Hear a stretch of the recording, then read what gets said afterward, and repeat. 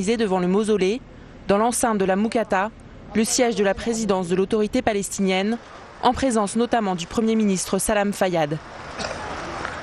Les prélèvements effectués sur la dépouille de l'ancien leader palestinien et confiés à des experts internationaux devront déterminer s'il a été empoisonné au polonium en 2004. Les résultats devraient être connus d'ici 3 mois.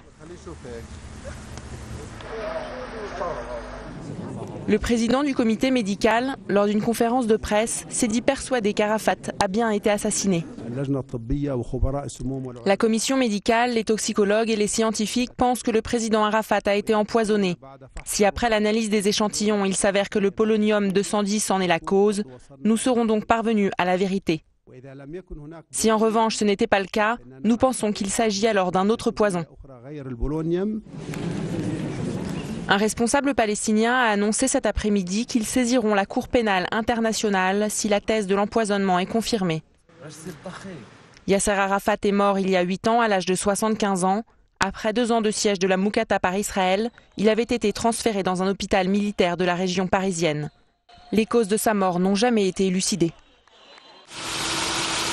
Le 29 octobre 2004, Yasser Arafat quitte Ramallah. Gravement malade, il doit se résoudre à abandonner son QG de la Moukata. Un avion médicalisé l'attend en Jordanie pour le transférer en France. Israël, qui assiège la Moukata depuis 2 ans, a donné son feu vert et autorisé son retour à l'issue des soins. Il est accueilli à l'hôpital militaire de Percy en région parisienne. Les médecins français mènent une batterie de tests mais restent impuissants devant sa mystérieuse maladie.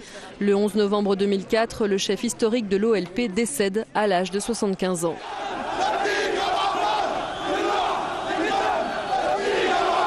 Le corps de Yasser Arafat est rapatrié et enterré à Ramallah et non pas à Jérusalem comme il le souhaitait, Israël ayant refusé.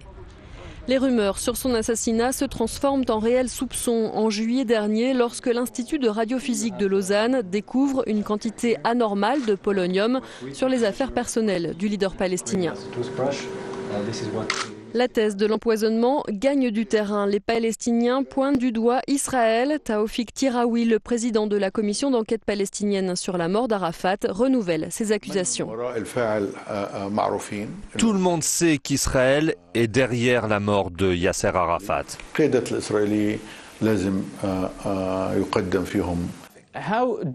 Quant à Israël, l'État hébreu continue de nier toute implication comme il l'avait déjà fait sur notre antenne en août dernier.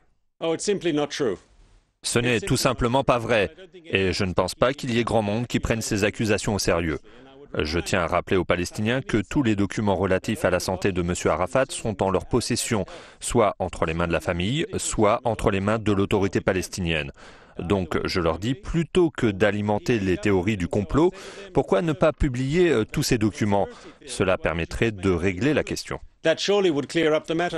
Pour certains experts, la thèse de l'empoisonnement au polonium est peu probable car la moelle épinière de Yasser Arafat aurait été touchée, ce qui n'est visiblement pas le cas. Alors d'où viennent les traces de cette substance radioactive retrouvée sur ses vêtements? Difficile de dire si les scientifiques réussiront à